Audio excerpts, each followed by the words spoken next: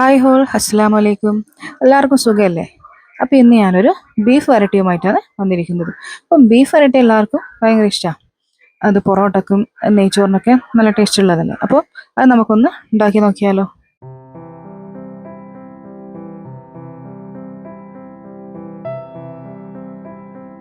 അപ്പോൾ അതിനായിട്ട് ആദ്യം വേണ്ട പച്ചക്കറികൾ, അതായത് ഒരു 10-15 ചെറിയുള്ളിയാണ് ചെറുങ്ങനെ കട്ട് ചെയ്ത് വെച്ചിട്ടുണ്ട്.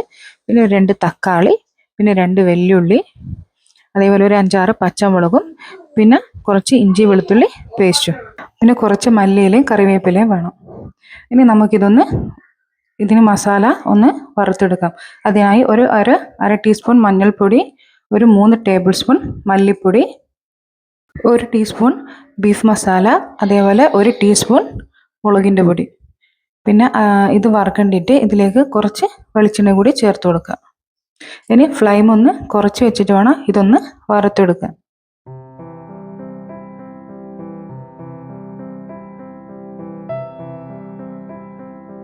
മസാല നല്ലോണം വറുത്താലാണ് ഈ ബീഫ് ഫ്രൈക്ക് ടേസ്റ്റ് ഉണ്ടാവുക. അതിന് വേണ്ടിയിട്ടാണ് ഇങ്ങനെ വറുത്തെടുക്കുന്നത്.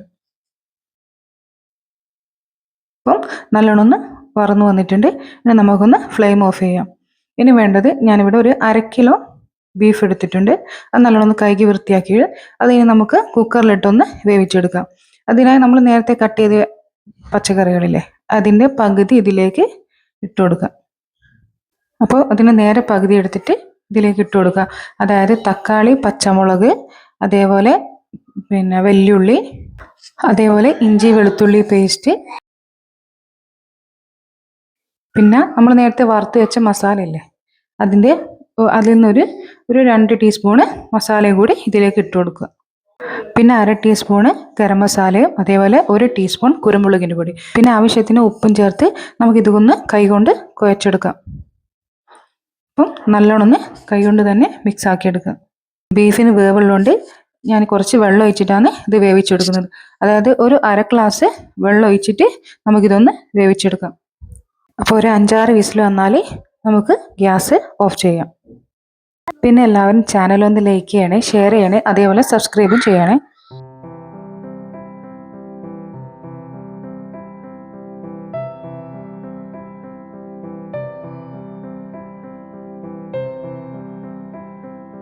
ഇപ്പം ബീഫ് നല്ലോണം വെന്ത് വന്നിട്ടുണ്ട്.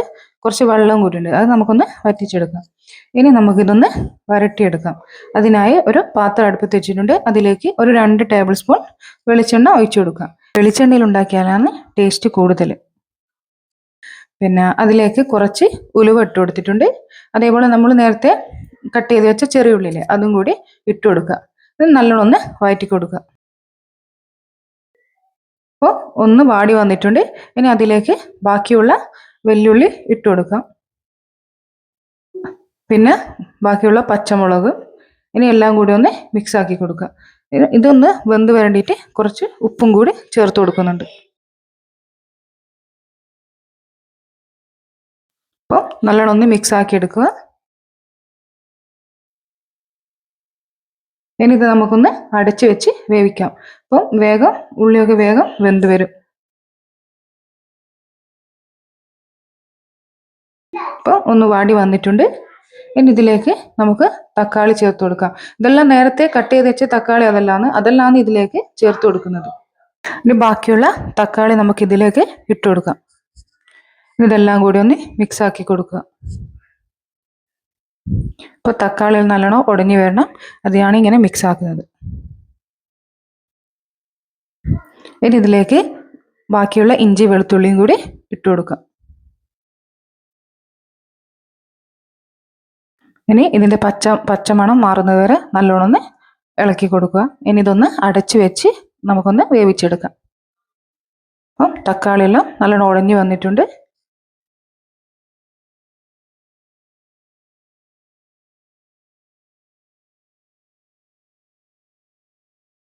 ഇനി ഇതിലേക്ക് നമ്മൾ നേരത്തെ വറുത്ത് വെച്ച മസാല ഇല്ലേ, അത് ഫുള്ളായിട്ട് ഇതിലേക്ക് ഇട്ട് കൊടുക്കുക. ഇതെല്ലാം കൂടി ഇളക്കി കൊടുക്കുക.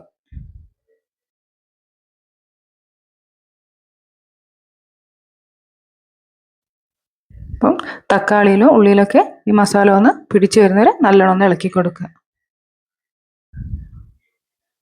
ഇനി ഇതിലേക്ക് കുറച്ച് ഒരു അര ടീസ്പൂൺ ഗരം മസാലയും പിന്നെ നേരത്തെ നമ്മൾ കുരുമുളക് ഇട്ട് കൊടുത്തിന്. അപ്പോൾ ബാക്കി ഒരു ടീസ്പൂൺ കുരുമുളകും കൂടി ഇപ്പോൾ ഇട്ട് കൊടുക്കുന്നുണ്ട്.